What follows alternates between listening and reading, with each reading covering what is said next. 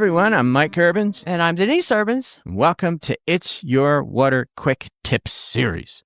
Our quick tips are helpful tips for common issues with water treatment equipment. Softeners, they're expensive. When does it make sense to replace or rebuild that bugger? Good question. The people are going to ask this question. Yes, they are. So we're going to give you comfort here when you want to do it. Age is the factor. Is it over 12 years?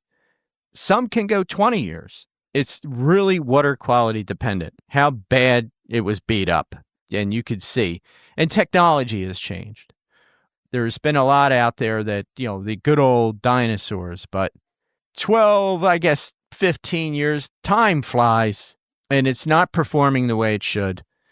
Go by age. Conditions of operation, like I just mentioned. Is it a workhorse or is it a loafer? Workhorses up here in the Northeast, East Coast we use softeners to remove iron. And iron really beats the heck out of a softener and the ion exchange resin inside of it and the internals, and it turns everything to goo and it just mushes everything up. So that is a workhorse. A loafer is, you're removing 10 grains of hardness, hard water, 15 grains, and the house is 2 people and they don't use any water. And a lot of the electronics have history functions, and you can actually see how much water they're actually using and putting through it, and how many regenerations have actually occurred since it was installed, unless you reset it. But you can actually, with the new electronics, take a look back at the history and how much of a workhorse or a loafer it really was. High chlorine, we mentioned in our last quick tips.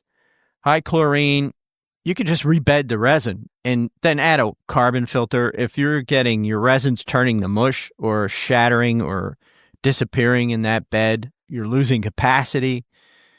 It just makes sense just to dump the resin, and the resin's cheap, and suck it out and put new resin in. But please add a carbon filter. Your softener's not a dechlorinator.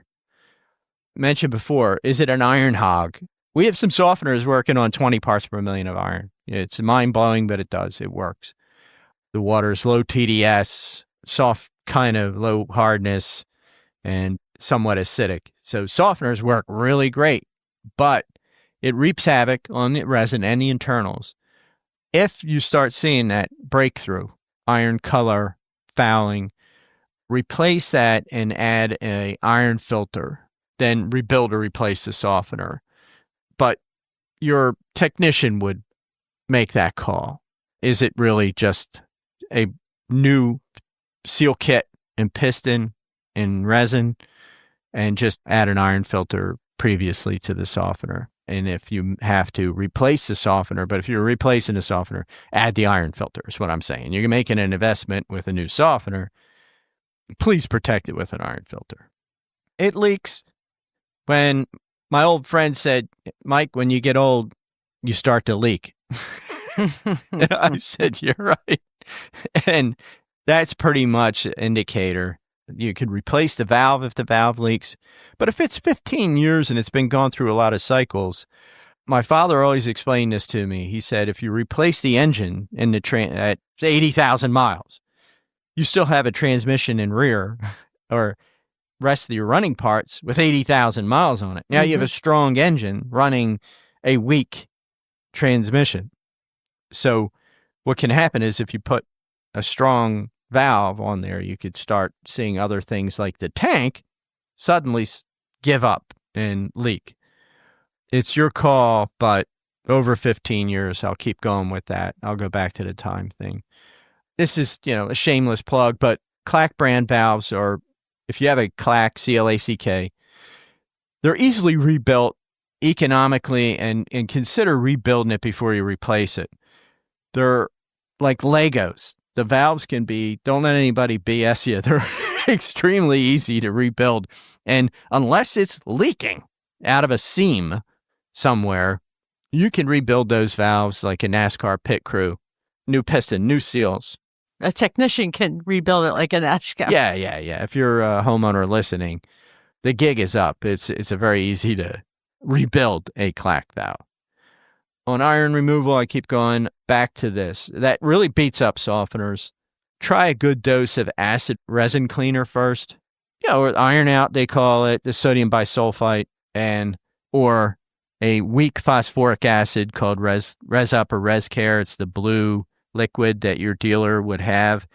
And they put it in the brine tank, which looks like a window washing fluid receptacle in your car. You know how you fill that up? Well, same thing. You fill it up in your brine tank with a weak acid, and then that weak acid drips into your brine, and it takes a cleaning slug, every time it takes a regeneration of salt. So you get your salt and acid, and your acid is basically a cleaning agent for your resin, for your injectors, and your pistons in there. So it maintains the health and extends the life greatly of a water softener when you're removing iron and manganese with a water softener. So consider that first, the acid drip system. It's quick tips. I'd like to add one more thing. Oh, sorry. Yes. Another good reason to replace the system would be because you can get a high efficiency replacement, which will probably use less salt, less water, Ooh, I less forgot about everything. that. Yeah. Well, I said kind of in the beginning, technology has made leaps and bounds in the water softener. A water softener is kind of a dumb thing, really. It's just ion exchange. Salt in, ions off, regenerate, salt back. What's happened is in electronics have changed the game to make the use of that salt much more efficiently. They could become salt sippers. So high efficiency would probably be the reason to replace your salt hog. So they've become so efficient, but people are like, my softener's not using salt. Well, is your water soft? Yes. Well, yeah, because they're not used to it. One more thing. Should I replace it with a no salt water softener? Mrs. Controversy here. No salt water softeners, of course, they don't work on iron removal. There's so many, say, different types of them out there. And what I always say is that buyer beware, and they have no third-party validations on them. And where they do get tested, it's usually not by a accredited lab doing the testing. It's what do you call testimonials? Right. Whenever you see testimonials, run, because let me see. Okay, give me, hard water in, soft water out. Well, no, it's not how they work. It's like some kind of magic. It's a scale. And I'll end with, been doing this 38 years. We're business people. If they worked, I'd be selling them. So there you have it. It's not like, oh, it's a threat to our business. No, I'm like, if they worked, I would be selling them. Okay. Just figured people are going to ask that question and we'd give our opinion. Yeah. So replace or rebuild. Trust the frog. Thank you, everybody. Bye. Bye.